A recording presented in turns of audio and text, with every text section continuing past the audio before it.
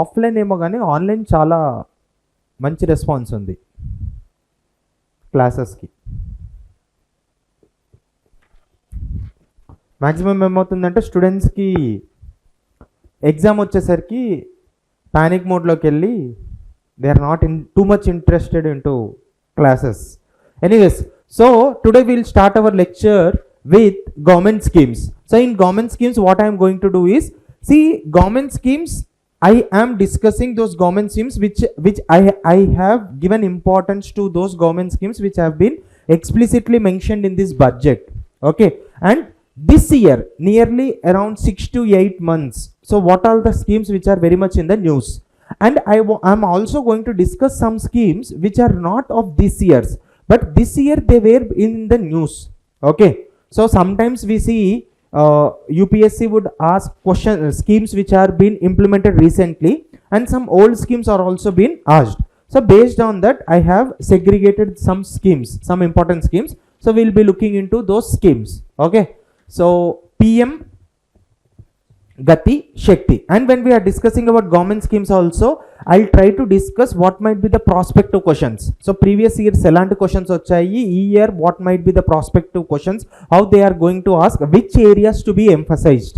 Okay, we are not just going to, what you say, cram those topics. We will understand what is that intention of the scheme also. Okay, so first scheme is PM Gati Shakti. So PM Gati Shakti, it is, see, PM Gati Shakti is trying to focus on, it is a multi-modal connectivity program. So it is a multi-modal connectivity program which was launched by Government of India. Okay, which is launched by Government of India in 2021 on the eve of Independence Day. Okay, on the eve of Independence Day. Now, what is the aim of this scheme? So as I said, this is an infrastructure development program, and which is not emphasizing on single mode of communication. It is emphasizing on multimodal connectivity to provide seamless and efficient connectivity for the movement of people, goods, services across various modes of transportation, thereby enhancing last mile connectivity and reducing travel time.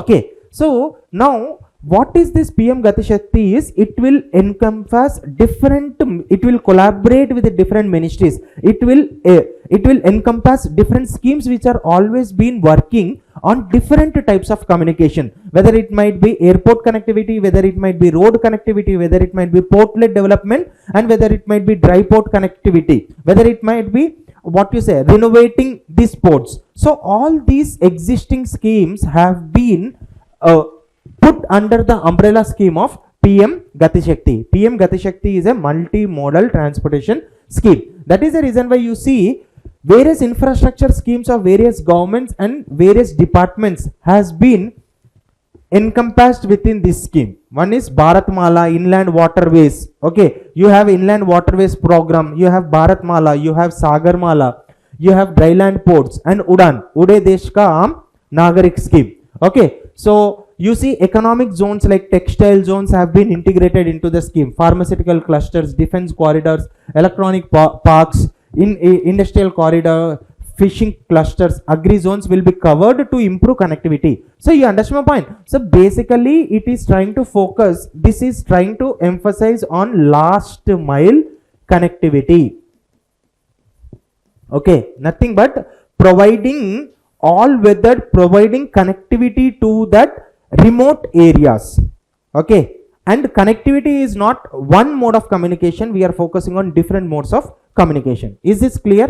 Now this is very much important, sir. Whenever we are talking about schemes, always try to understand that how questions are being asked. First I'll try to discuss how questions are being asked. First they will be asking that if at all that program is trying to focus on unique problem of India, okay, what is that problem, what is that welfare orientation of that scheme, that will be the focus. Second, who is implementing that scheme, who are the target audience, what is the time period, Okay, so these are the broader areas majorly, and when you are talking about implemented, whether it might be a departmental, whether a department is implementing, whether a ministry is implementing, those are very much important.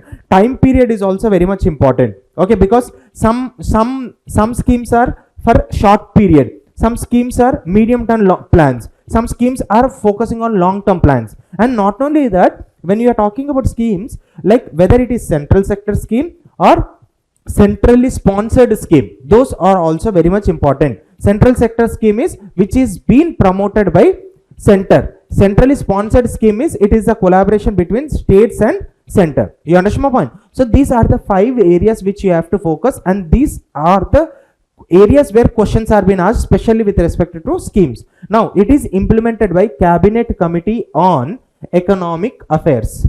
Okay, Cabinet Committee on Economic Affairs. So before moving forward, I want to ask you a question. Recently, there is an committee, Cabinet Committee have taken a decision to implement caste census. What is that Cabinet Committee?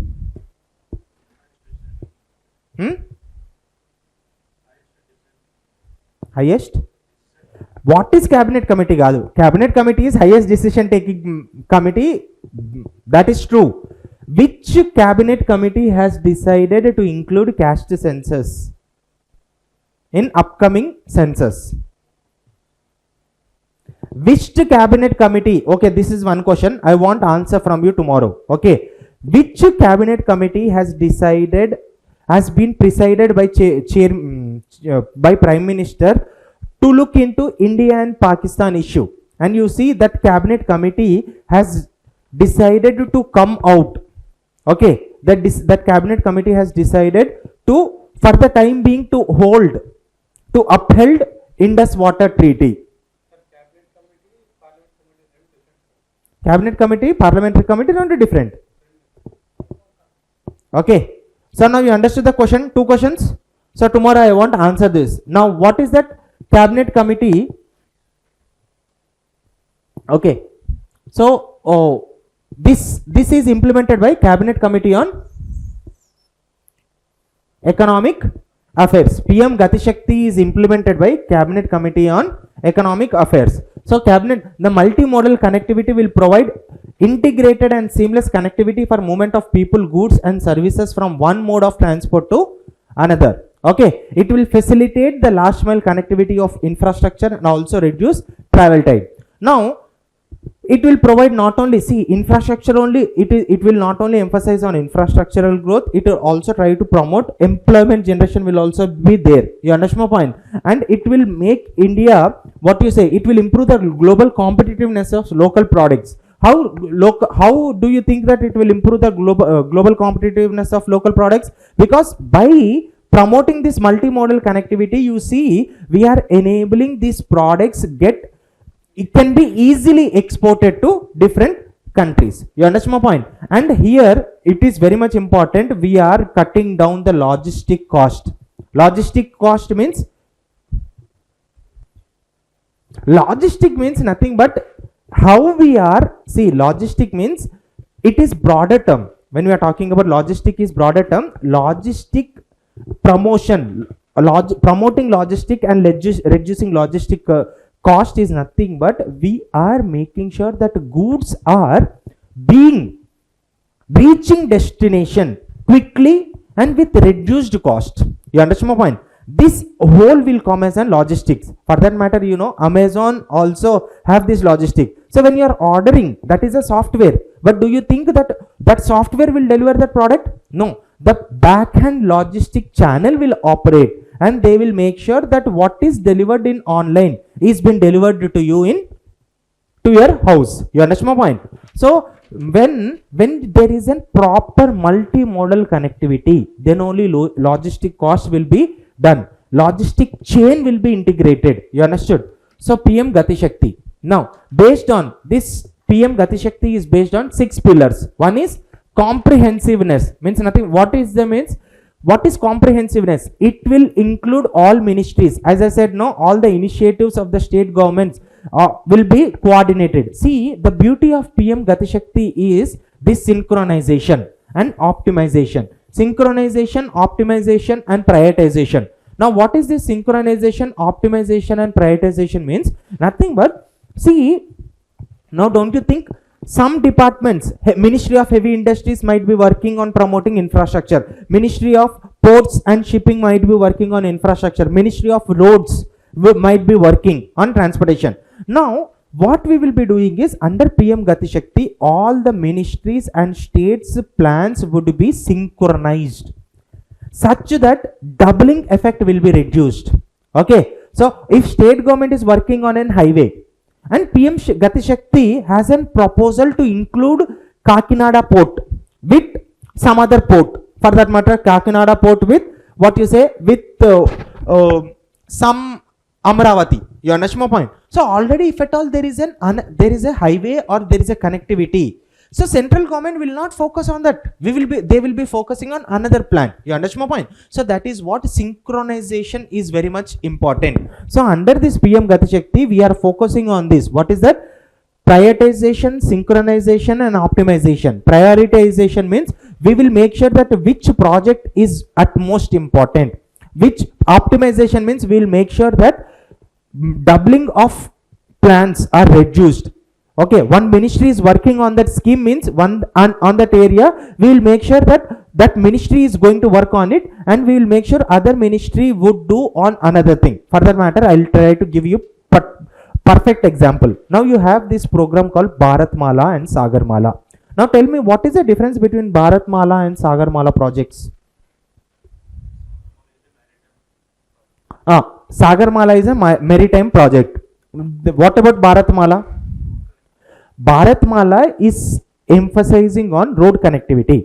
Now when we are talking about Sagarmala is nothing but we are trying to promote maritime connectivity, whether it might be inland maritime connectivity, okay, or majorly when we are talking about through Sagarmala, we are trying to focus on port-led development. What is the major focus of Sagarmala? Port-led development. So we are making port as a base, and based on this port, we are trying to focus on development. So through port, what you happen? Imports and exports happen, and these ports are being connected to interior parts of India. That is what is the main aim of Sagarmala. You understand my point? Now don't you think if at all we collaborate this Bharatmala and Sagarmala, connectivity will be emphasized? You understand my point? That is what I am trying to say about optimization and synchronization. You understand my point? Next, analytical. The plan will provide the entire data at one place with GIS based spatial planning and analytical tools having 200 plus layers, enabling better visibility to the executive agencies. Means nothing but we are going to synchronize all the plans, and we are going to make sure that there is a visibility of this plan. Means nothing but what is that which we are aiming. We are going to connect all ports of India with hinterland areas, whether this connectivity is happening. For suppose if Bihar is not having a connectivity with port, so Bihar state government is working, central government is also working, but the point here is state government will be working with according to their own plans, central government will be working according to their own plans. But what we are going to do is we are going to synchronize this plan with that plan, and we are going to optimize the plan. That way, state government will have an idea what is the role to be played. Central government will have the idea what to be played. So at the end of the day, when there is a proper planning, execution will be easy. When there is no proper planning, executing is difficult. That is the reason why you see many infrastructural projects in India has been stalled because of lack of efficient, executive plans. Planning is good, but execution is the where we fail. Okay. So it is so dynamic. PM Gati Shakti is dynamic because all ministries and departments will be now able to visualize, review and monitor the progress of cross-sectorial projects through GIS platform. As a satellite imagery will give on-ground progress also. So satellite imagery, satellite technology we are using it, and we will make sure that what is the progress periodically, and progress of the projects will be updated on regular basis on the portal. You understand my point? It will help in identifying the vital intervention for enhancing and updating the master plan. So this is what is PM Gati Shakti Master Plan. Now you have to understand these are the 6 pillars and this is PM Gati Shakti. Now when was it launched and who is that implementing agency? Cabinet Committee on Economic Affairs. Now Sagarmala program. Sagarmala program. Now just now I have said that Sagarmala program emphasizes on what is that? Port led development. So port led development. So it was launched in 2015, Ministry of Ports. Now Bharatmala program is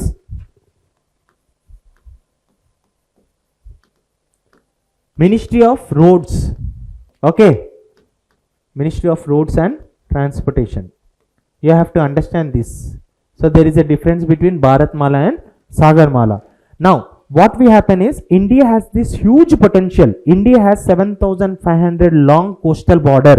India has 7,500 long coastal line. And you know, you also should know that India also have somewhere around roughly 14,500 inland water way potential. Okay, so Sagarmala is going to encash on both of this, the long coastal borders and this inland water potential. So India holds immense potential for port-led economic growth. The program focuses on port modernization. We are going to focus on port modernization. Okay, now tell me, what do you mean by port modernization?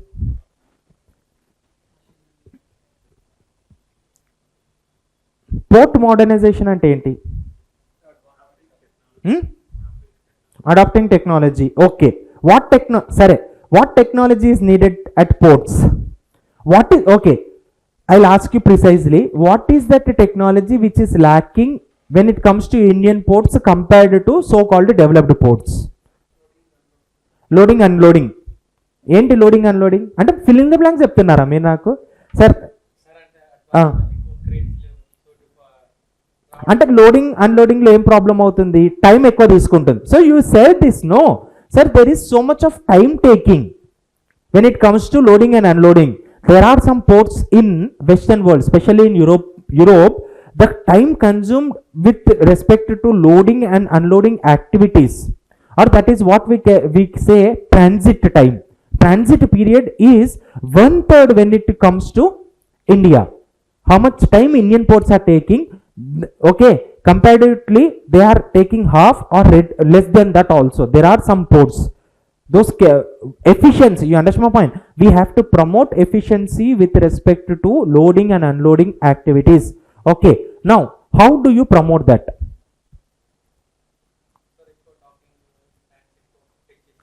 Docking cheyali. Okay, దాన్ని మనం ఏమంటాము అంటే, okay, so we have to construct jetties. Okay, railway స్టేషన్లో ట్రైన్లు ఏడ అవుతాయి? ప్లాట్ఫామ్లో అవుతాయి. పోర్ట్లలో ఎక్కడ అవుతాయి? జెట్టీస్లో అవుతాయి. We have to construct jetties. Okay, what is the major problem with Indian ports? Tell me, have you seen any problems with Indian ports? Did you observe anything? Okay, ఇది కాకుండా ఇంకా మీరు చెప్పినవి కాకుండా మనం డిస్కస్ ఇవన్నీ ప్రాబ్లమ్సే. Long transit time is there. ఇంకేం ప్రాబ్లమ్స్ ఉంటాయి? వాటర్ లెవెల్స్ తక్కువ ఉన్నాయి. ఎక్కడ తక్కువ ఉన్నాయి sir?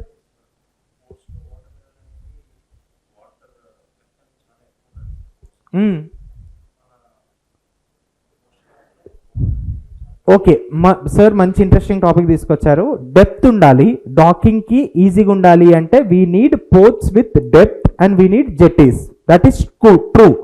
Which ports in India are conducive? Which ports in India means I am talking geographically. Which ports in India are very conducive to what you say for trading, for this transit? Western side. Why not eastern side?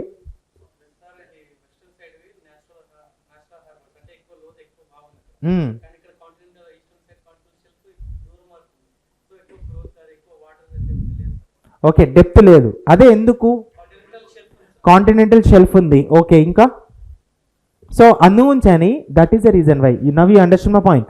Sir, tomorrow there might be a question in UPSC exam saying that Sagarmala is project is emphasizing on more emphasizing on western ports. Is it correct? It is not correct, because already western side ports are being developed. We are trying to develop more ports on eastern side. ఎందుకు అంటే eastern side ఏమవుతుందంటే coastal, you understand my point, deltas are been form మీరు అన్నట్టు. So deltas form అయ్యేసరికి ఏమవుతుంది అంటే this silt formation అవుతుంది. So అందుంచని మనం చూడండి through Sagarmala port, okay, through Sagarmala we are emphasizing on dredging activities. What is that?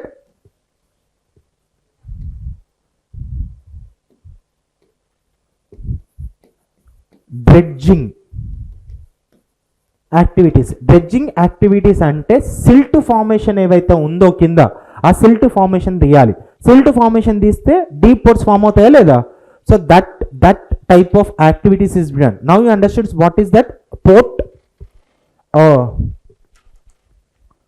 modernization. You understood my point. ఇదే కాకుండా this is one aspect. ఇదంతా కాకుండా now we are also have to see, మీరు అన్నది ఏంటంటే ట్రాన్సిట్ టైం తగ్గాలి అంటే point ఏంటంటే అన్లోడింగ్ చేయాలి. అన్లోడింగ్ చేసింది a container of ship of goods cannot be unload at port. You need supply chains, you need warehouses. You understand my point. So this also should be constructed. Okay, so this is what is port modernization, industrial growth, job creation and sustainable coastal development. Yes, we have to manage these ports sustainable also. We need to promote clean, what you say, we need to promote habits or practices which are not polluting coastal waters. You understand my point? Sustainable practice should be there. So minimum infrastructure investment while maximizing economic impact. So now you understand what is this Sagarmala program. So Sagarmala program is key pillar of maritime Amrit Kal vision of 2047. Okay, so what is that? Maritime Amrit Kal vision, AMKV. Okay, and you understand my point. Maritime Amrit Kal vision undi, Maritime India vision undi. Maritime India vision emo 2030 varaku, Maritime Amrit Kal vision emo 2027 varaku. You understand my point? So Maritime Amrit Kal vision sets ambitious targets including 4 million GRT of shipbuilding capacity, 10 million cubic tons of port handling annually. You understand my point? Port handling, and aiming to position India among the top 5 shipbuilding nations by 2047. Top 5 prospective question idi. Okay, top 5 shipbuilding nations by 2047. Okay. Now this is about Sagarmala. Now what are the 5 pillars and subcategories of Sagarmala program? One is port-led industrialization. So we are around port, we are trying to build industrial clusters such that near, if at all industrial clusters are nearby or industrial clusters are connected with ports, now don't you think easily exports and imports activities can happen? Next, special economic zones, thermal power plants and port-led industries are been constructing. This is one pillar. Okay, port-led industrialization. Coastal community development. You are trying to develop coastal communities, means skill development is being promoted, fisheries is being promoted, ropeway technology is being promoted, community development, community altogether is being focused. Coastal shipping, so coastal tourism is being promoted, cruise tourism is being promoted. Okay, so coastal shipping is being promoted, port modernization, new ports, port modernization. Okay, so ship repairs, all these things are been focused. So these are the 5, what do you say, 5 pillars: port connectivity, port modernization, coastal shipping and inland water transport, coastal community development and port-led industrialization. Next, status of Sagarmala scheme. Okay, so this has been given in PIB. So based on what? 13th March 2025 report. Okay, so this is the status. So మీరు PIB లో అన్నారు చూడండి, this is a content which has been taken by PIB. So 839. Okay, how many projects are under Sagarmala? So these are the projects. So port modernization లో 234 projects worth around 3 lakh crore are underway. 103 projects completed. Okay, Next, port-led industrialization. I discussed, 5 components, 5 pillars. One is port modernization, port-led industrialization, connectivity enhancement, coastal community development, and inland waterways. Okay, so these are the key developments you have to see. Okay, దీంట్లో ఎక్కువ questions ఏం రావు, కానీ నేను చెప్పాను చూడండి, like what is సాగర్మాలలో we're focusing on eastern side. Okay, and what is this Amritkaal vision, Amritkaal target, Amritkaal vision and normal vision. Okay, so those are very much important. And this under this Amritkaal vision 2047, top 5 shipbuilding nations by 2047. India wanted to become the top 5 by 2045. Next, achievements of Sagarmala program. Okay, around more than 100% growth in coastal shipping over the last decade, reducing logistic costs and emissions also. So we are promoting coastal connectivity also. We are promoting inland waterway cargo movement is been promoted. So this is very much important factual information. Enta inland connectivity enta perigindi, 700% increased in inland waterway cargo movement. Now you have, this is your task. Okay, what are these tasks? Inland waterways, important inland waterways. Okay, what are the important inland waterways? You have to prepare for this examination. Okay, important inland waterway, which areas are been connected. Okay, Indian ports now outperform many advanced maritime nations in efficiency and competitiveness. So we are trying to promote our ports, also trying to achieve that efficiency. This is very much important. 9 Indian ports rank among the world's top 100, with Vizag port in top 20 container ports. Okay, so 9 Indian ports rank among the world's top 100 ports. Okay, and container ports, Vizag in top 20. Next, mission Mosam. So mission Mosam, now you understood what is the difference between Bharatmala and Sagarmala. Kuda ardhamaindi kada. Sagarmala is Ministry of Ports, Bharatmala is Ministry of Roads and Transportation. Those ministries also very much important. Now what is this mission Mosam? This is been launched by Ministry of Earth Sciences. Now by the name itself you can understand that it is talking about, we see there is uncertainty where it comes to weather predictions and understanding climate patterns, changing climate patterns. So until and unless we don't although there is so much of unpredictability, so at least we should have some sense of understanding how weather patterns are happening, how climatic events are happening. So that is the reason why Ministry of Earth Sciences, okay, started this mission Mosam. So to make India weather ready and climate smart. Weather ready and climate smart means we can predict at least some weather events. Okay, at least కాకపోయినా actually we want to become that expertise when it comes to weather patterns and climate changes. Okay, so that is the reason why you see, we know that actually global warming is happening. Okay, the present scale of global warming is happening. You know what type of challenges world is going to face. Okay, so our intention of mission Mosam is to make India weather ready and climate smart. So we have established Doppler weather radars, we have established radio stations, we have also established wind radiometers. Okay, so the mission is to seek exponentially enhance countries' weather and climate observation, understanding, modeling and forecasting, leading to better, more useful and accurate and timely services. So mission Mosam comes under Ministry of Earth Sciences.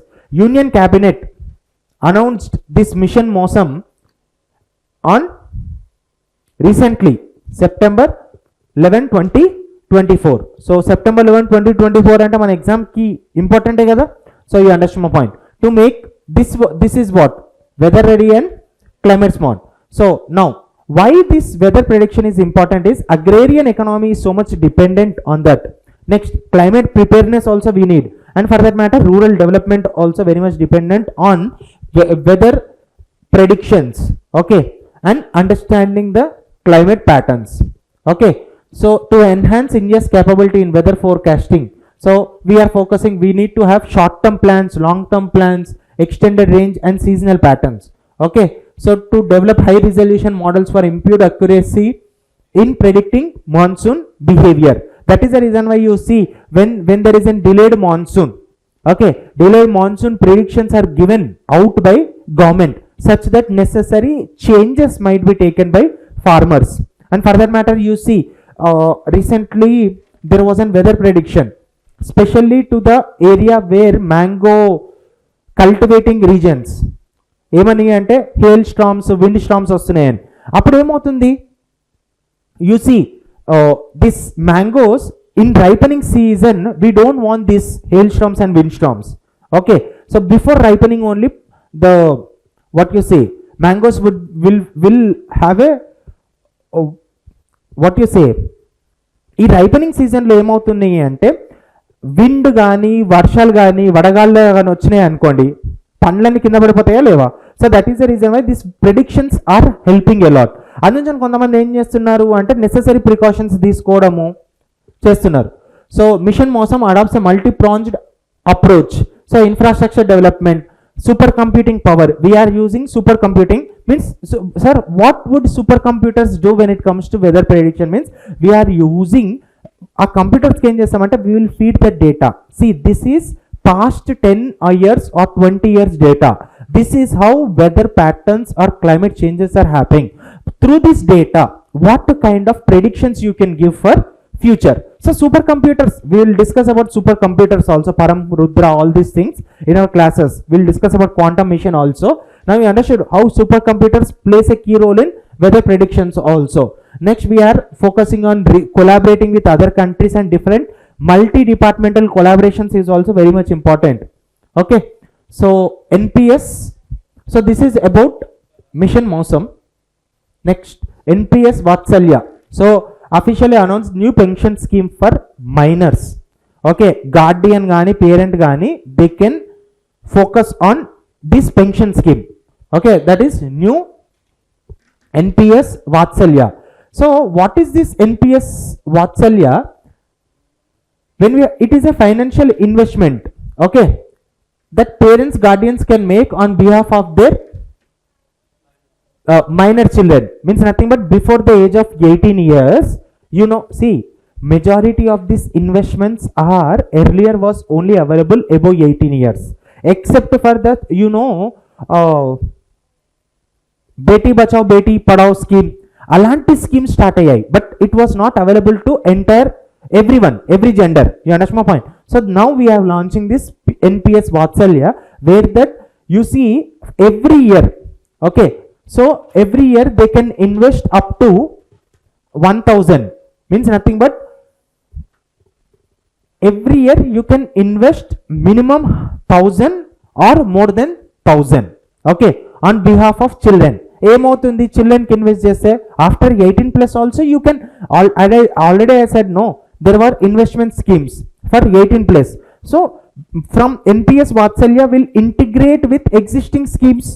Okay, before 18 years what were the schemes, and after 18 years what is the scheme, they will be integration. And for that matter how this money will be pooled, money will be helping is, it might be helping them in higher education, to pursue higher education in abroad. Okay, now this is very much important. So main thing you have to understand is this PM Vatsalya is majorly for minors, and this Vatsalya has been announced recently. Upon the attainment, I said no, seamless shift to NPS Tier 1, means nothing but already for after 18 years there are some investment schemes, okay, pension schemes rantam, so they will be integrated. So opening contribution 1000 and no upper limit. So every year you can invest on your children more than 1000. You, if you want to invest 50,000 or anything else, okay. So now PM Vatsalya, this is very much important. Pension Fund Regulatory Development Authority will manage and oversee the scheme. Who is that? Pension Fund Regulatory Development. So financial security for future generation, nationwide events. Okay, so this is PM Vatsalya. Who is eligible? Any minor who is citizen of India is eligible for opening the account under the scheme. The account will be opened by natural or legal guardians in minor's name. Natural means parents. Legal guardian means adopt చేసుకున్నారు అనుకోండి, వాళ్ళు start చేస్తారు. Okay, so this is the story with respect to this, and the guardian must comply with KYC norms. Okay, and it is regulated by Pension Fund Regulatory Development Authority. Swamitva scheme. ఇది చెప్పండి, what is the Swamitva scheme? ఏం లేదు, rural ఏరియాస్లో property litigations వల్ల చాలా land records is becoming the major source of conflicts. Okay, so that is now what happens is the central government have conducted a survey, Swamitva scheme, survey of villages, Abadi land, village Abadi means Abadi land, and mapping with improvised technology in villages. You understand my point? So Swamitva is nothing but it is record of rights to village households owners. What is that? It is record of rights. Okay, so ఆబాది అనేది revenue డిపార్ట్మెంట్లో ఉన్న వాళ్ళకి తెలుస్తుంది క్లియర్గా that word. So basically what is Swamitva is it is nothing but record of rights of village households. Okay, with issuance of legal ownership cards, అంటే property cards ఇచ్చేస్తారు వాళ్ళకు after survey, proper survey. This is been done by ministry of Panchayat Raj. So the government of after successful completion of pilot phase in 9 states. So initially it was implemented in 9 states and I think 2 union territories, I guess. PM distributes over 65 lakh property cards under Swamitva scheme across 10 states and 2 union territories. Actually it is going to change. That type of questions are not been asked. Just you have to understand what is this PM Swamitva. NPS Vatsalya evar kosamu? Minors. PM Swamitva is for village. So you are doing that survey and you are providing that entitlements, legal entitlements you are providing. You understand my point? So creation of accurate land records. What is the aim is creation of accurate land records for rural planning and reduced property related disputes. As I said, no, their main intention is to reduce this property disputes, to bring financial stability to the citizens in rural India by enabling them to use their property as a financial asset for taking loans and other financial benefits. Recently you see, as land is in litigation, no one can take investments or what you say, no one can approach banks for financial incentives. Means nothing but మీరు ఇప్పుడు fertilisers కొనుక్కోవాలి, లేకపోతే productive cultivation కోసం inputs కావాలి, you need inputs. So but when you mortgage that land, when you show that land is your property, then only you will get loans, right? So that is not happening in rural areas because there is no proper record of rights. So this PM Swamitva is trying to address this. Determination of this will also help in determination of property tax, okay, which would accrue to panchayat, gram panchayats directly in the states. Okay, creation of survey infrastructure and GIS maps that can be leveraged by any department. So any department, for suppose now when there is an what you say, rural development ministry or MPDO office undi, ఆ village లో ఏదో development చేయాలి, so they can use this maps. Okay, they can use this survey details.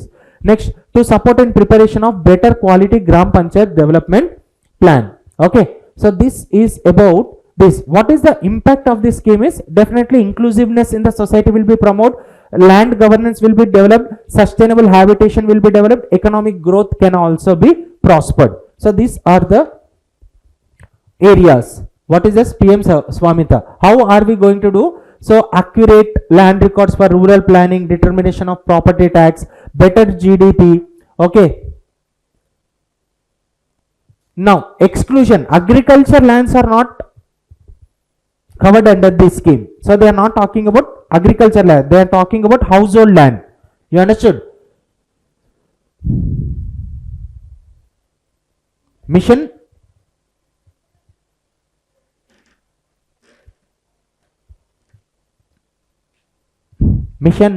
Indradhanush. Okay, so mission Indradhanush, sir, this immunization program in India has been started in 1980s only. From then onwards we are trying to provide immunization schemes, means nothing but we are going to provide vaccines to different diseases. Okay, so immunization program in India is not new, so which were continuing from 1980s only. So initially in 1980s we used to provide, then we expanded so many new diseases. So broad history అవసరం లేదు, బ్రాడ్గా ఏం తెలుసుకోవాలి అంటే machine ఇంద్రధనుష్లో ఎన్ని diseases ని cover చేస్తున్నారు. We are focusing on 12 diseases. Those diseases are very much important. So the diseases being targeted are diphtheria, whooping cough, tetanus, myelitis, tuberculosis, measles, meningitis and hepatitis B. And 4 we have added, namely rubella, Japanese encephalitis, okay, so polio vaccine bivalent and rotavirus. So these are the 12 diseases which are been covered in mission Indradhanush. So now what might be the prospective question when it comes to mission Indradhanush? Already they have been given in 2016, I guess. There was a question which has been asked on mission Indradhanush. So mission Indradhanush, to ensure all children under the age of 2 years of age and pregnant women are fully immunized. Now ఇప్పుడు గుర్తుపెట్టుకోవాల్సింది ఏంటి అంటే recently last year 2024లో we have started Indradhanush 5.0, means nothing but to ensure all children below the years of 2 years of age ఉంది చూడండి, below the years of 5 years, Indradhanush 5.0 program. Okay, to ensure all the children who are below the age of 5 years and pregnant women are fully immunized. And recently we are majorly focusing on rotavirus and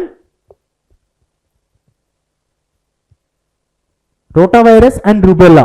Okay, majorly we are focusing on rotavirus and rubella. And గుర్తుపెట్టుకోండి ఈ 12 diseases లో ఒక్క exception ఉంది. ఏంటిది అంటే prospective question ఇది ఒక్కటే. ఏంటిది అంటే ఈ జపనీస్ ఎన్సెఫాలిటిస్ ఉంది చూడండి,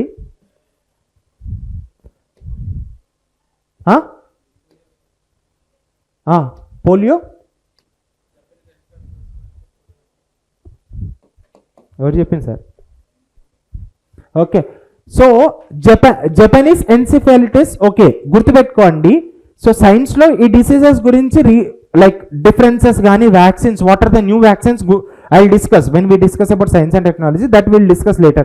Japanese encephalitis ikkada mission Indradhanush lo gurtu pettukovalsindi endante mission Indradhanush related prospective question endi ante Japan ee anni vaccines, anni diseases ki vaccines we are giving pan India. Okay, but when it comes to Japanese encephalitis we are providing this vaccine only to endemic areas. అర్థమైందా?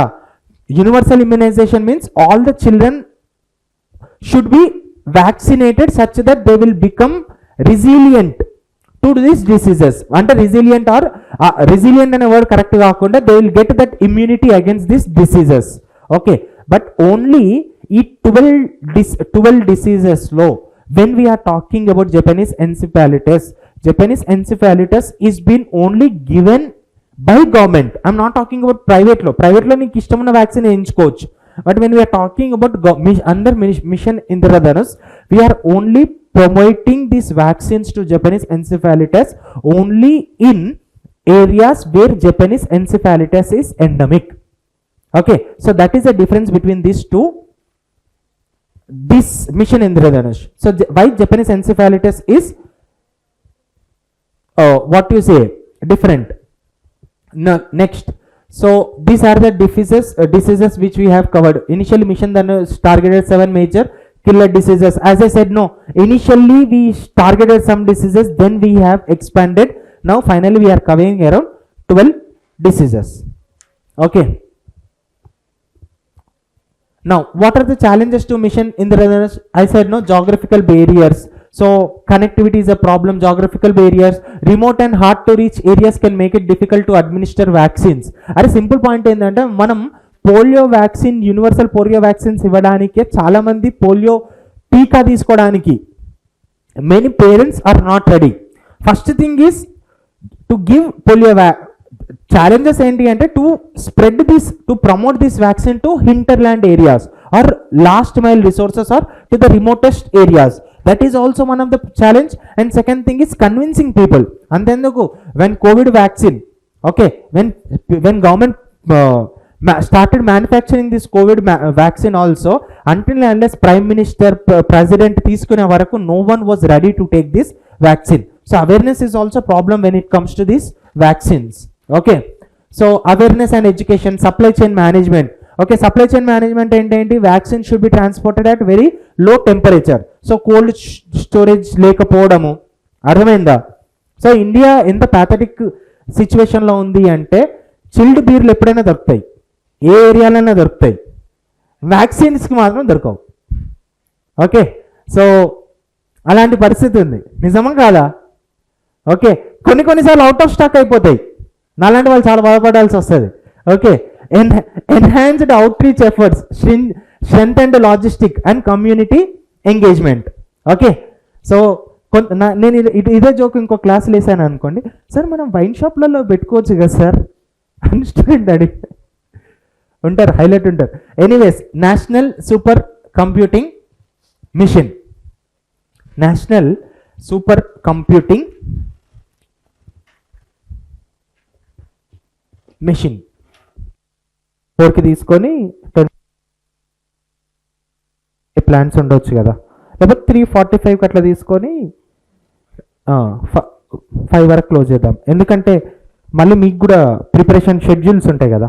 Okay, anyways, so national super computing machine. So National Supercomputing Mission is a flagship initiative launched in 2015 by Government of India to strengthen high performance computing capabilities.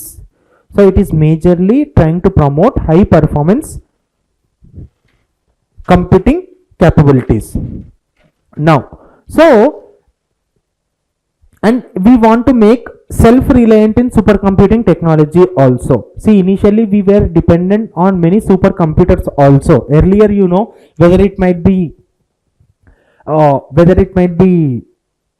what you say, ICT, Information Communication and Technology Department, whether it might be research wings in this area, or whether it might be what you say, space technologies also. We need supercomputing technologies, and indigenously we did not have the supercomputers. So we either used to dependent on USA and other Western countries. But now we want to become self-reliant. Okay, India has, that is the reason why India have started this National Supercomputing Mission. When was it launched? 2015. So the mission is jointly steered by Department of Science and Technology and Ministry of MeitY and is implemented by Center for CDAC Pune and IISc Bangalore. Okay, so these are the 4 departments and ministries which are included. One is MeitY. MeitY is Ministry of Science and Technology, and CDAC Pune and IISc Bangalore. Now, what is the key goal? Definitely position India among the top countries in supercomputing by enabling research, reducing technological import dependence, and creating a robust indigenous high performance computing ecosystem. So what are the indigenous milestones which we have achieved in supercomputing? Rudra high performance computing servers. Rudra is a server. Okay, high computing server developed indigenously are the first HPC class servers built in India, matching global standards.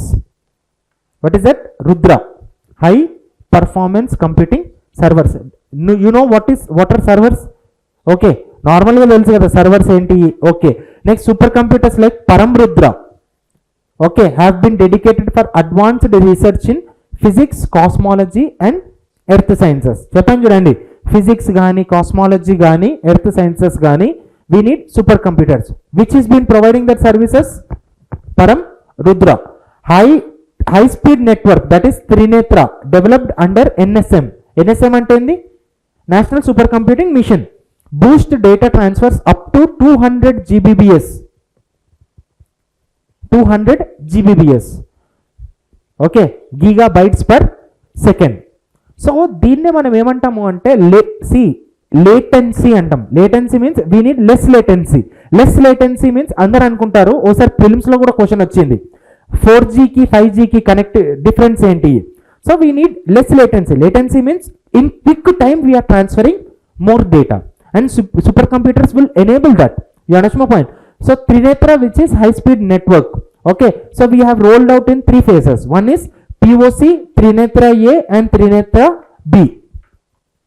Okay, next, this is very much important. This has scope to be asked in exam. What is that? Artificial intelligence based supercomputing. That is what Airavat. So okay, Airavat project is India's artificial intelligence focused supercomputing initiative under National Supercomputing Mission, offering a common artificial intelligence computing platform for startups, researchers and innovation hubs. POC, just now we have discussed now, that is proof of concept system of Airavat features 20 petaflops. Means nothing but we are talking about what is the transferring speed. 200 petaflops of AI processing power, scalable to 790 AI petaflops.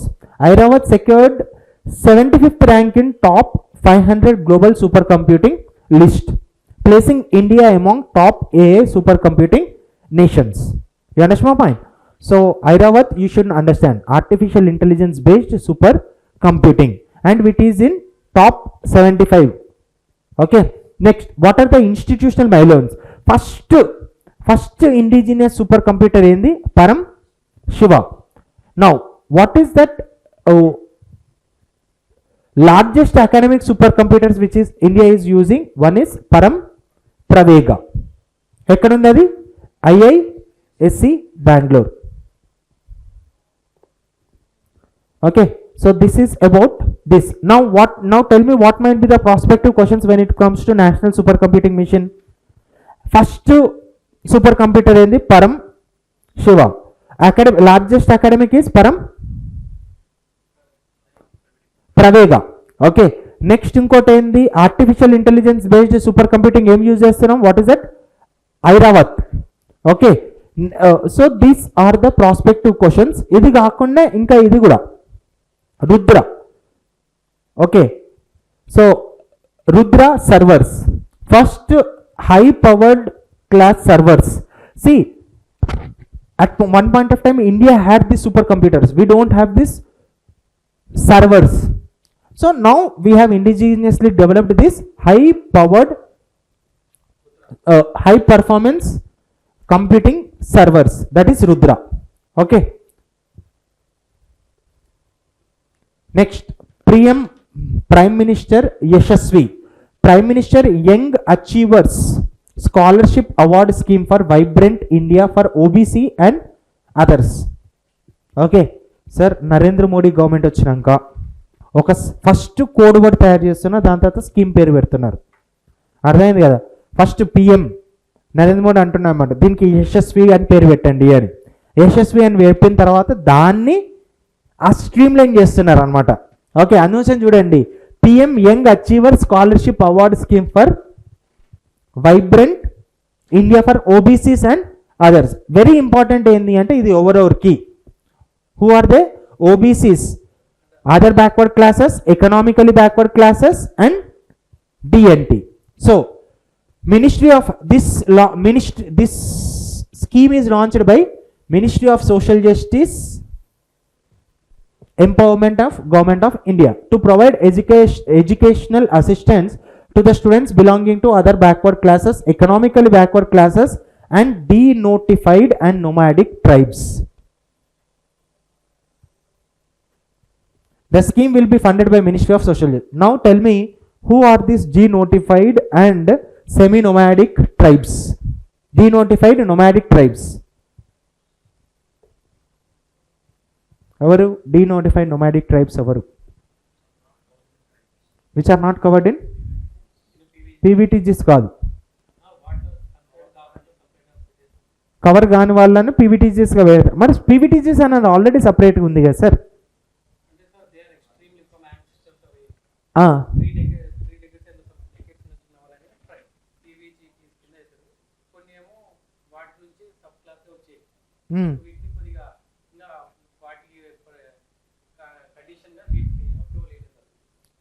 Okay, so ఇప్పుడు మీరు ఏమంటారు, పీవీటీజీస్లో ఒక part అంటారా వీటిని? Okay,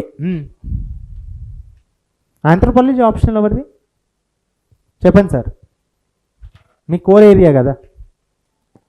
denotified tribes. Sociology optional ఎవరిది? ఇప్పుడు చెప్పారనమాట, question అడుగుతారు కదా సార్. యాక్చువల్లీ ఏంటి అంటే in India what happen was Britishers did not understand the tribal diversity in India. Tribal diversity కానీ, ట్రైబల్ కస్టమ్స్ కానీ, ట్రైబల్ ప్రాక్టీసెస్ కానీ, ట్రైబల్ ఐడెంటిటీ అనేది దాని అర్థమే కాలేదు.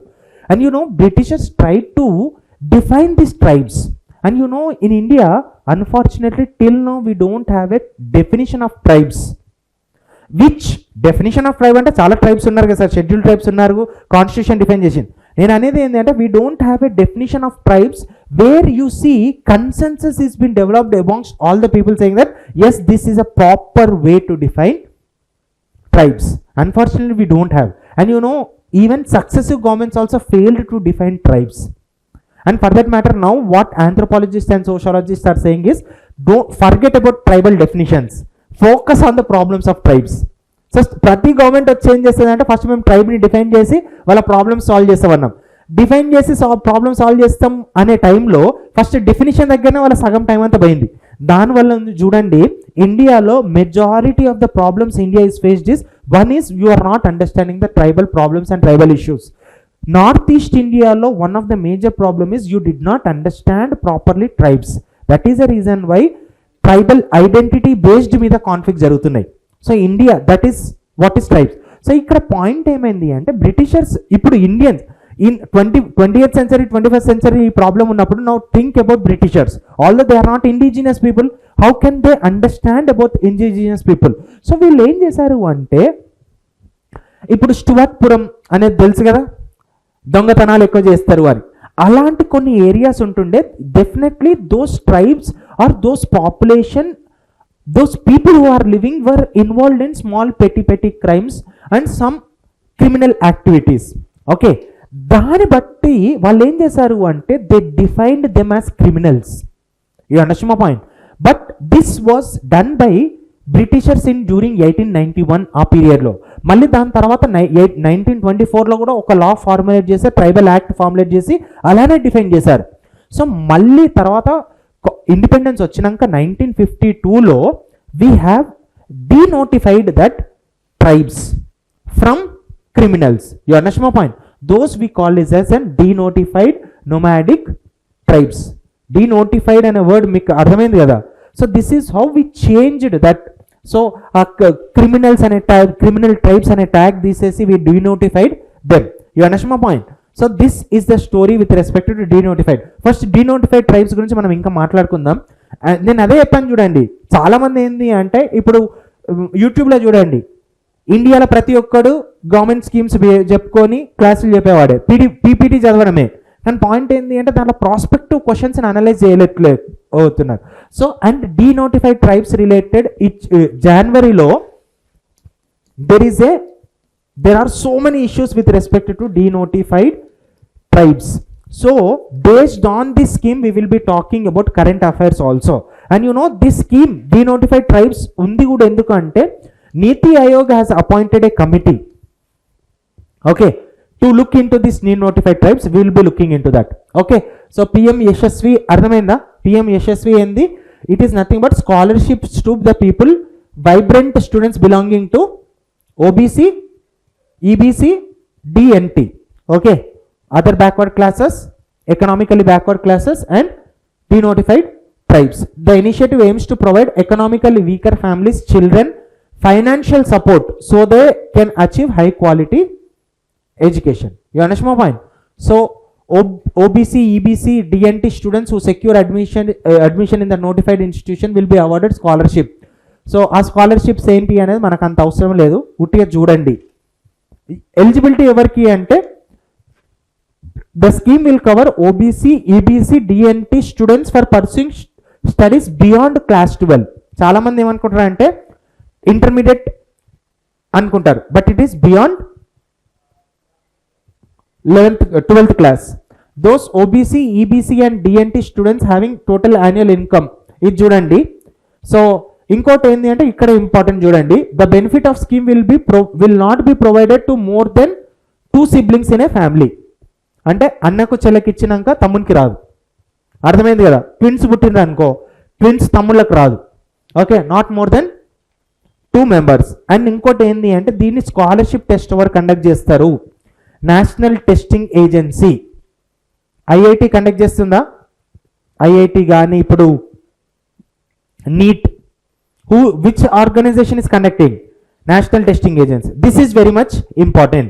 So who conducts this? Selection is done by National Testing Agency. ఇది ఎందుకు important అంటే మొన్న నీట్ పేపర్ లీక్ కాంట్రవర్సీలో నేషనల్ టెస్టింగ్ ఏజెన్సీనే కదా. So don't you think there might be a prospective question on that?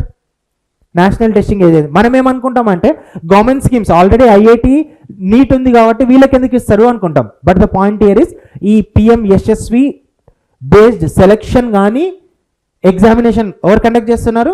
National testing agency. అర్థమైందా? So Yasasvi entrance test at is the basis for candidates. NEET లాగా at అంట, Yashasvi entrance test exam రాయాలి. Ministry of Social Justice and Empowerment, Government of India will be overlooking it. Now, denotified tribes. So, denotified tribes were once labeled as, ఇది చూడండి, criminals under Criminal Tribes Act of 1924. Okay, however, since then, నేను చెప్పాను చూడండి, defining them was challenging. Many commissions has been appointed. First committee which has been appointed was Kalekar Commission. Next Mandal Commission, Renke Commission, Idate Commission. Every commission is important. Kalekar Commission, Mandal Commission, Renke Commission, Idate Commission. Okay. Tribes గురించి మాట్లాడినప్పుడు ఇంకో commission వస్తుంది, జాజా commission. చాలా important. ఈయన tribes గురించి his recommendations are very much important. Okay, so tribes గురించి జాజా కమిషన్ గురించి చదువుకొని వెళ్ళండి, చాలా ఇంపార్టెంట్ ప్రిలిమ్స్ పర్స్పెక్టివ్లో కూడా. ఓకే, సో ఇడాటా కమిషన్ ఏం చేసింది అంటే it identified 1200 denotified seminomadic and nomadic tribes and highlighted 267 unclassified communities. So ఇట్లా there was no proper consensus. So ఫైనల్గా ఏమైంది అంటే నీతి ఆయోగ్ ఏమేం చేసిందంటే, నీతి Aayog appointed special NITI Aayog in 2019 assigned this role to anthropological survey of India and tribal research institute. And these people for the first time systematically, చెప్తున్నాను చూడండి, for the first time systematically categorized 268 denotified and seminomadic and nomadic tribes across India. చాలా important. ఈ number అడిగినా తప్పు లేదు. ఎందుకు? Because it is a committee which is been appointed by NITI Aayog and it is a this recommendation is been, this data is been corrected. Who done that classification? Anthropological Survey of India and Tribal Research Institute. Okay, ఎంతమంది ఉన్నారు denotified tribes? 268 denotified semi-nomadic and nomadic tribes. Of these 179 communities, highlights ఏంది అంటే, ఈ report highlights ఏంది అంటే 179 communities are now recommended for inclusion in scheduled caste, scheduled tribes and other backward classes. So 268లో 179ని SC కొంతమందిని వాళ్ళు రికమెండ్ చేసి ఎస్సీకి క్లోజ్గా ఉన్న వాళ్ళను they wanted to include with in ఎస్సీస్. ఓబీసీస్కి క్లోజ్గా ఉన్న వాళ్ళని ఓబీసీస్లో ఇంక్లూడ్ చేయాలి, ఎస్టీస్కి క్లోజ్గా ఉన్న వాళ్ళని ఎస్టీస్లో ఇంక్లూడ్ చేయాలి. చాలామంది ఏమనుకుంటారు, మీరు చూడండి, సరే రేపొద్దున ఇప్పుడు ఒక క్వశ్చన్ అడుగుతాను చూడండి. నీతి Aayog based on NITI Aayog committee appointed by Anthropological Survey and Tribal Institute of India, Tribal Research Institute of India, 268 denotified tribes has been classified and they were included into scheduled tribes. Is this statement correct? Wrong. But without you knowing this, that they were being included in SCs, STs and OBCs. You understand my point? What is more convincing without knowing about this? So UPSC ఇలాంటి questions అడుగుతుంది. Denotified tribes అంటారు కదా, మనం ఏమనుకుంటాం denotified tribes అంటే definitely denotified tribes will be classified into schedule tribes. But ఇక్కడ ఏం చెప్పింది, it is been included into ఎస్సీస్, STs and OBCs. Very important. అర్థమైంది కదా? ఇప్పుడు ఇది న్యూస్లో ఉంది ఎప్పుడు, January 20. This I think this issue was there in the newspaper from January 20 to 30, 2025. ఇంపార్టెంటే కాదు ఎగ్జామ్కి? ఎంతమందికి తెలుసు ఇన్ఫర్మేషన్? మన సరికి తెలుసు, ఓకే, కొంతమందికి తెలుసు. సి పాయింట్ ఏంటి అంటే తెలిసినా కానీ రివైజ్ చేసుకోవాలి. Okay, so out of this 179 communities are now recommended for inclusion in scheduled caste, scheduled tribes and other backward. And ఇంకోటి ఏంటి అంటే rest of the pair are always almost extinct అయ్యాయి. So ఉన్న ట్రైబ్స్లో there were also some nomadic tribes, denotified nomadic tribes, but they were extinct. Okay, so this is the highlight of this key finding. 268 communities classified for the first time. These tribes have been systematically documented, recommended for inclusion in SC, ST and OBC. 63 communities found untraceable. Means these groups may have merged with other communities or changed names or migrated or extinct. ఎంతమంది? 63. Now ఇది SC, ST, ఓబీసీలో include చేయమని recommendation వచ్చింది కాబట్టి other community people are saying that there might be a pressure on their reservation quota. So that is the reason why they have opposed. ఇందు నుంచని news పేపర్లో ఉంది ఇష్యూ. ఓకే, పిఎం ఆశా, ప్రధానమంత్రి అన్నదాత ఆయ్ సంరక్షణ్ అభియాన్. ప్రధానమంత్రి అన్నదాత ఆయ్ సంరక్షణ్ అభియాన్ ఇదేంది? This is nothing but this is a scheme of, ఇదేంటి అంటే పిఎం ఆశా ఈజ్ ఎక్కడన్నా ఉంటుంది చూడండి, remunerative prices. Remunerative prices means nothing but it is an incentives which is given as a buffer or support price, not buffer, more than it is support price which is been given. You understand my point? Like MSP, you understand my point? Minimum support price. So this is Pradhan Mantri Annadata Sanrakshan Abhiyan. ఇక్కడ ఉంది చూడండి, ensuring remunerative prices to farmers. ఈ PM ఆశాలో 3 sub schemes included అయినాయి. Sub schemes ఏంటి? Price support scheme, price deficiency payment scheme, pilot of private procurement on stockist scheme. ఒకసారి చూడండి, what are the 3 components which has been, ఈ 3 components include చేసుకొని ఒక umbrella scheme start చేశారు. What is that? Pradhan Mantri Annadata Aay Sanrakshan Yojana. It is an umbrella scheme of price support scheme 1. Next price deficiency and payment scheme and pilot of private procurement and stockist scheme. You understand my point? So these are the 3 schemes. Now based on which ministry, it comes under which ministry? Ministry of Agriculture and Farmers Welfare. Okay, so launched in September 2018. So this is been even extended in 2025 and 26. Now what are the crops which is been covered? Okay, so what are all the crops which is been covered under Pradhan Mantri Asha scheme? Pulses, oil seeds and copra. Pulses, oil seeds and copra. Copra అంటే ఏంది? ఎండు కొబ్బరి. Okay, pulses, oil seeds and copra must meet fair average quality standard. అంటే average quality ఉంటేనే, అర్థమైంది కదా? So మన అమ్మ వాళ్ళు ఉంటారు చూడండి, దేవునికి కొట్టిన కొబ్బరికాయలు అన్నీ ఎండబెట్టి బయట పోయేటోనికి నూనె అమ్ముతా అంటే వాడు తీసుకుంటారు చూడు, వాడు ఏ క్వాలిటీ నూనె అమ్ముతాడో. సో ఇక్కడ ఏంటి అంటే గవర్నమెంట్ ఏం చెప్తుందంటే మంచి క్వాలిటీ ప్రోడక్ట్స్ అయితేనే ఇస్తాం. అర్థమైందా? లేవో మన వాళ్ళందరూ సెల్ఫ్ హెల్ప్ గ్రూప్ స్టార్ట్ చేస్తారు ఆ కొబ్బరికాయలతోని. ఓ రిక్షా పెట్టుకుంటారు, తీసుకుపోతారు ఆడికి, ఇగో పిఎం ఆశా స్కీమ్లో మాకు డబ్బులు వస్తాయి, రెమ్యునరేటివ్ ప్రైస్ ఇవ్వండి అని.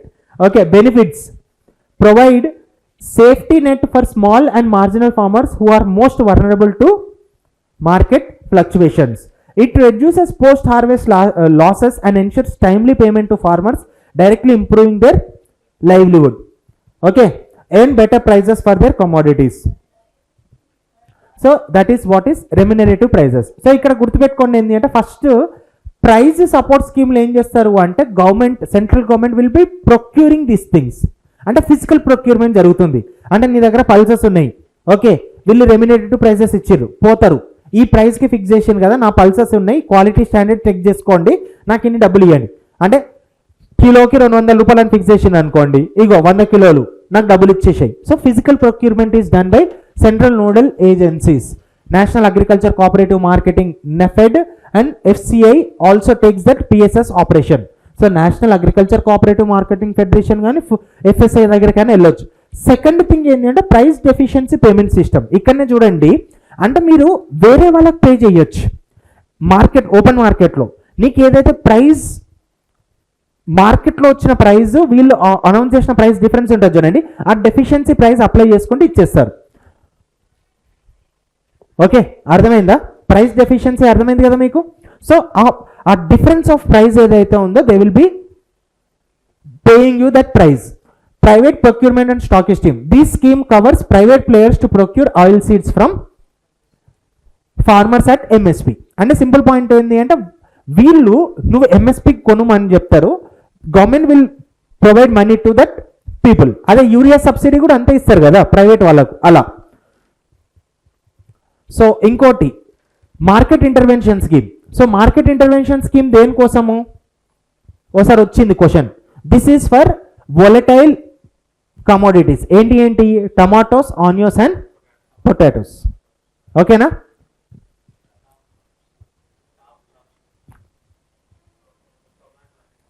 టొమాటో, ఆనియన్, పొటాటో, అవునవును.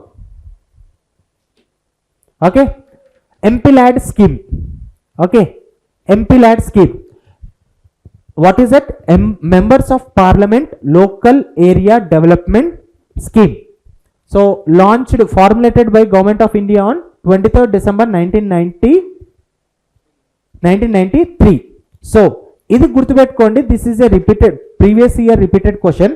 It empowers each member of parliament to recommend development projects focusing on creating durable community assets that addresses the local needs. Okay, under this every ఎంపీకి ఎంత డబ్బులు వస్తాయి? 5 crores వస్తాయి. And this MP can recommend it. Who will be implementing? It is district collector. చూడండి, under this each MP has a choice to suggest to the district collector. Okay, he is going to suggest to the district collector to the tune of 5 crores per annum to be taken up in his or constituency.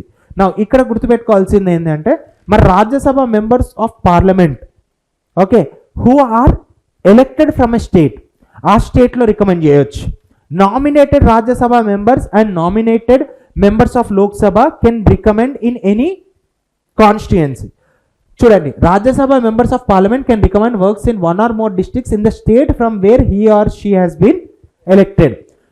Nominated members may select any one or more district from any one state in the country for implementation of their choice of work under the scheme.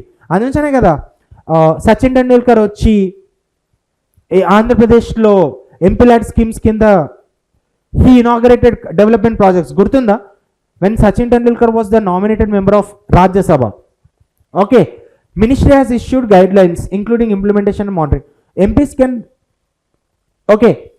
recommend 25 lakhs for natural calamities in the state and rupees up to 1 crore in the country in case of calamity of severe nature. Okay, so this is about MPLAD. ఈ మధ్యలో ఏమైంది అంటే actually MPLADS review జరిగింది, MPLADS review జరిగింది. And MPLADS comes under which ministry?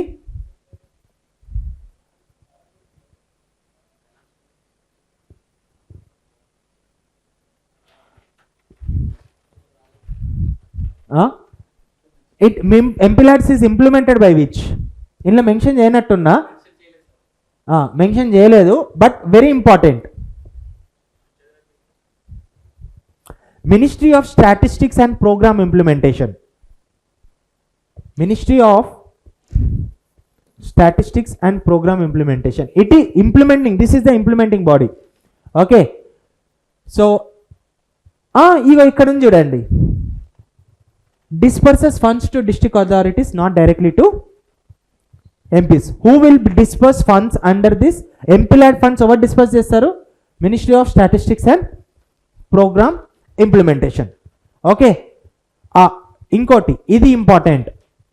Funds are non lapsable in nature. Funds are non lapse. Sir MPLADS గురించి గుర్తుపెట్టుకోవాల్సింది ఏంటంటే MP recommend చేస్తారు. ఎవరికి రికమెండ్ చేస్తారు? కలెక్టర్. ఇంప్లిమెంటింగ్ ఏజెన్సీ ఎవరు? కలెక్టర్. ఫండ్స్ డిస్పర్స్ ఎవరికి జరుగుతాయి? కలెక్టర్కి. ఎవరు చేస్తారు disburse? Ministry of statistics and programme implementation. Funds are non lapsable అంటే ప్రతి ఇయర్ 5 crores కదా, సో ఈ ఇయర్ 5 crores వచ్చినాయి, నువ్వు చేయలేదు, నెక్స్ట్ ఇయర్ యూజ్ చేసుకోవచ్చు. You understand my point? So in case of non-release of non-release of fund in a particular area, it will be carried forward to next year. MPs need to recommend work at least 15% and 7% for their SCs and STs. Okay, ఆ కాన్స్టిట్యుయెన్సీలో ఉన్న వాళ్ళ కోసం ఆ funds use చేయాలి. Funds for employers can be converged with, ఇది చాలా important, ఇది ఈ మధ్యలో చేంజెస్ చెప్తున్నాను. సో మహాత్మా గాంధీ నరేగా స్కీమ్స్తో కానీ, అంటే ఏమైనా కన్స్ట్రక్టివ్ యాక్టివిటీస్, లేకపోతే national programme for development of sports, Khelo India scheme ఉంది చూడండి, అలాంటిది. Infrastructure development and land belonging to registered societies and trust is permissible provided the security society ఆ trust is engaged in social welfare activity and is in existence for 3 years. ఇది చాలా important. ఏమవుతుంది అంటే ఈ మధ్యలో ఈ ఎంపీస్ వాళ్ళ ట్రస్ట్లో construction activities చేసుకుంటున్నారు. దాన్ని రెగ్యులేట్ చేయడానికే చాలా క్రిటిసిజం వచ్చింది. సో దాన్ని రెగ్యులేట్ చేయడానికే ఇష్యూ న్యూస్లో ఉంది, అందుకని డిస్కస్ చేస్తున్నాం. అర్థమైందా? Infrastructure development on land belonging to societies, registered societies అంటే చారిటబుల్ ట్రస్ట్స్ ఉంటాయి చూడండి, ఈజ్ పర్మిసబుల్. కానీ దానికి ఒక కండిషన్ ఉంది, provided the trust is engaged in social welfare activity and is in existence for 3 years. Not more than 50 lakhs for one or more works in lifetime of society trust can be spent. చెప్పండి చూడండి, employers fund is not permissible for those societies where the concerned MP and his family members are office bearers for societies or charitable homes which look after deprived sections. The relaxed grant is rupees 1 crore. Okay, now answer this question with reference to funds under member of parliament local area development schemes. Which of the following statements are correct? MPLAD funds must be used to create durable assets like physical infrastructure for health, education, etc. Okay, correct. A specified portion of each MP's fund must be benefit, అదే చెప్తాను చూడండి, 15% and 7.5. MPLAD funds are sanctioned on a yearly basis and unused funds cannot be carried forward to next year. Is it correct? No. Non-lapsable. ఇది ఒక్కటి తెలిస్తే చాలు. District authority must inspect at least 10% of all works under the implementation every year. ఇది చాలా మందికి తెలీదు. This was there in PIB. So ఇది చాలా మంది ఇక్కడనే కన్ఫ్యూజ్ అయ్యారు, ఈ క్వశ్చన్లో చాలా మంది ఇక్కడనే కన్ఫ్యూజ్ అయ్యారు. అందులో చాలా మంది ఏం చేశారు అంటే ఓన్లీ 1 and 2 అని పెట్టేసి వచ్చారు. అందుకని స్కీమ్ని ప్రాపర్ అన్ని ప్రొవిజన్స్ చదువుకోవడం కూడా చాలా ఇంపార్టెంట్. ఓకే, అందరూ ఏమనుకున్నారు అంటే మస్ట్ ఇన్స్పెక్ట్ అట్లీస్ట్ 10% అనేది చాలా వేగ్గా ఉంది కదా, 10% ఎందుకు ఇన్స్పెక్ట్ చేయమంటారు, ఆయన కంట్రోల్లో ఉంది కాబట్టి అన్ని ఇన్స్పెక్ట్ చేయమంటారు అనుకున్నారు. లేకపోతే ఆయన ఎందుకు ఇన్స్పెక్ట్ చేయాలి, ఆయన కంట్రోల్లో ఉంది అనుకున్నారు. సో చాలామంది 1 and 2 పెట్టారు, కానీ it is 1, 2 and 4. Okay, next Kisan credit card ఎంత టైం 3:55 అయిందా? ఓకే, విల్ స్టార్ట్ విత్ చేద్దాం, ఏముంది, కిసాన్ క్రెడిట్ కార్డ్ మళ్ళీ స్టార్ట్ చేద్దాం. ఓకేనా, బ్రేక్ తర్వాత రండి.